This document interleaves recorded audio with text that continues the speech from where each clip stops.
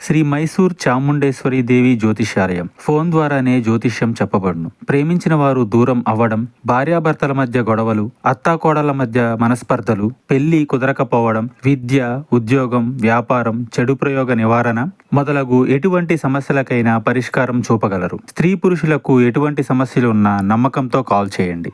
గురూజీ బోనాల Devaraju. Phone number 9121202498. ఛానల్లోకి స్వాగతము. తులారాశి వారి జాతకులు మధ్యాహ్నం 2:30 తర్వాత చాలా పెద్ద దుర్వార్త ఇలా వింటారని అస్సలు అనుకోరండి. కానీ ఈ యొక్క వార్తను అయితే తప్పక వింటారు.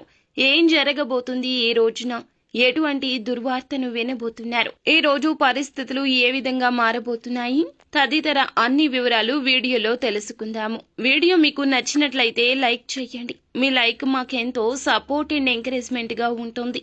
ఇక ఆలస్యం అనేది ఏ మాత్రము కూడా లేకుండా మనం ఈ వీడియోలోకి వచ్చేద్దాము. వీరు బంధాలకు, అనుబంధాలకు అధిక ప్రాధాన్యత ఇస్తుంటారు. మేలు చేసిన వ్యక్తులను మరచిపోకుండా గుర్తు చేసుకునే తత్వం ఉంటుంది. కొత్త వ్యక్తులు పరిచయమైన పాత స్నేహాలను, బంధాలను అస్సలు వదులుకోరండి వీరు. అయితే క్రమశిక్షణతో నూతన విజయాల కోసం నిత్యం యత్నిస్తూనే ఉంటారు. అయితే ఈ రాశి జాతకులు ఏమిటంటే గనక కాస్త కోపాన్ని ఎక్కువగా ప్రదర్శిస్తూ ఉంటారు. ఇది వీరి బలహీనత ఎక్కువ అని చెప్పొచ్చు. మనోచాంచల్యత ఉంటుంది. అలాగే మాట విషయంలో అప్రమత్తంగా ఉండండి.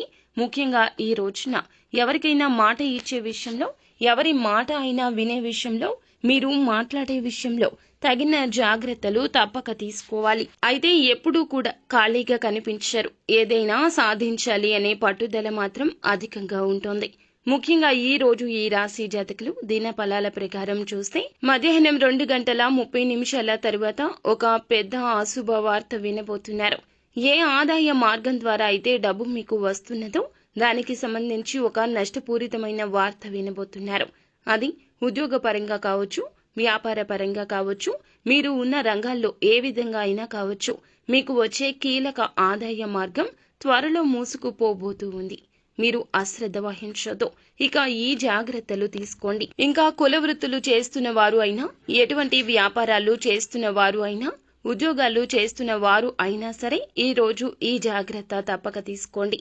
మీరు మాట్లాడే విషయంలో, మీ యొక్క చేతల విషయంలో, తీసుకునే నూతన నిర్ణయాల విషయంలో చాలా జాగ్రత్త. ధనం విషయంలో పెట్టుబడుల సలహాలు కూడా పాటించొద్దు.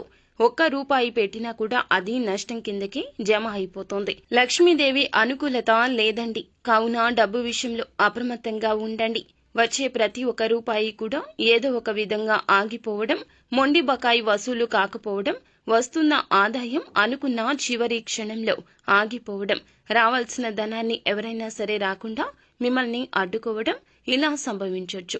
ఈ యొక్క వార్తను విని మీరు కోపంతో ఊగిపోతారు. చాలా వరకు మానసిక అశాంతికి గురి అవుతారు. ఇటువంటి వార్త ఈ రోజున ఏ రంగంలో ఉన్న ఈ రాశి జాతకులకు అందరికీ వస్తుంది అని కాదండి, కొంతమందికి మాత్రం ఈ విధంగా అననుకూలత కనిపిస్తుంది. ఇక మిగిలిన అంశాలు చూస్తే మిశ్రమంగా ఉన్నాయండి. వ్యాపారస్తులకు కొంచెం మిశ్రమ ఫలితాలే ఎక్కువగా కనిపిస్తున్నాయి. వ్యాపార జీవితం గురించి అయితే ఒక కీలక ఆలోచన చేస్తారు. కానీ అమలు విషయంలో కాస్తంత జాప్యం జరగొచ్చు. తీసుకునే నిర్ణయం మీ యొక్క భవిష్యత్తుకు బంగారు బాట కావాలి, కానీ ఇలా ఇబ్బంది పూరిత వార్త కాకూడదు. కావున చేసే ఆలోచన, సొంత నిర్ణయాలకు ప్రాధాన్యత ఇవ్వకుండా ఎవరైనా అనుభవజ్ఞుల సలహాన్ని, మీరు కుటుంబ సభ్యుల సలహాన్ని పరిగణలోకి తీసుకోండి. మేలు కలుగుతుంది. భాగస్వామ్యులతో ఇదివరకు ఏమైనా విభేదాలు ఉంటే వాటిని పరిష్కరించుకునేందుకు మీకు మీరుగా ఒక అడుగు ముందుకు వేస్తారు. వ్యాపార భాగస్వామ్యులతో కలిసి కొత్త వ్యాపారాలు మొదలు పెట్టాలి అనే ఆలోచన తప్పక చేస్తారు.